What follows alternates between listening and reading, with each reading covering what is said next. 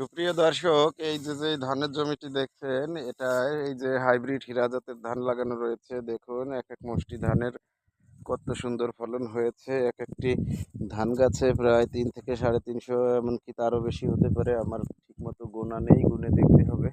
তবে অত্যন্ত দুঃখের সাথে জানাচ্ছি, মাঝে মাঝে এই যে ব্লাস্ট রোগ এসে, মাজরা পোকা অথবা ব্লাস্ট রোগ, এই দুটোর একটাই হবে। এই যে এই শীষগুলি কিন্তু নেই, নষ্ট হয়ে গেছে, একটিও ধান নেই। প্রিয় দর্শক, আপনারা দেখছেন তো, অনেক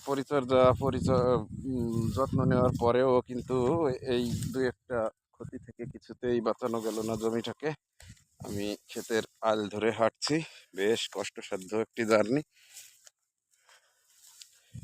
তো দেখতে থাকুন হাইব্রিড হীরা ধানের ফলন।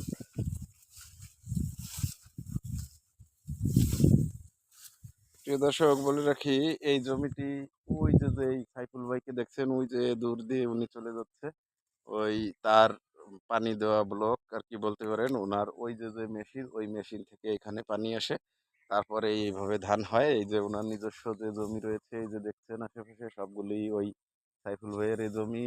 আর উনি ওনার নিজের ব্লক দিয়ে এখানে পানি দেয়। ব্লক বলতে ওনার যে সেচ পাম্প রয়েছে সেটির কথা বলছি, প্রিয় দর্শক। তো এই দেখুন ধান, এই যে এখানেও বেশ সুন্দর হয়ে রয়েছে। আর আমরা যদি পাশের আরেকটি ক্ষেত দেখাই, এখানেও কিন্তু বেশ সুন্দর হয়েছে। তবে এই ধানের বয়স আর এই ধানের বয়সটা একটু পার্থক্য মনে হচ্ছে, কেননা এর গায়ে এখনো ফুল দেখা যাচ্ছে, আর এটার গায়ে থেকে ফুল ঝরে গেছে সম্ভবত। আর 15-20 দিনের ভেতরেই এটা হারভেস্ট করার সময় হবে, প্রিয় দর্শক। তো এই হচ্ছে বাংলাদেশি সোনালী ধান, যেইটি বাংলাদেশের দ্বিতীয় বা তৃতীয় অর্থকরী ফসল হয়ে থাকবে, সঠিক আমি জানি না। তবে এটা আমরা বাংলাদেশের প্রধান শস্য বলি এই কারণে, কেননা এটা সরাসরি আমরা খেতে পারি বা খেয়ে থাকি। এই হচ্ছে সেই আমাদের বেঁচে থাকার মূল যে চাবিকাঠি, সেটি। আর এর সাথে পাট রয়েছে, আখ রয়েছে, বাদাম রয়েছে, সবকিছুই আমাদের এই মাঠে, এই জমিতে হয়ে থাকে, প্রিয় দর্শক। এখন আপাতত শুধু ধানের সিজন, তাই ধান রয়েছে। তো দেখা হবে অন্য আরেকটি কোনো পর্বে।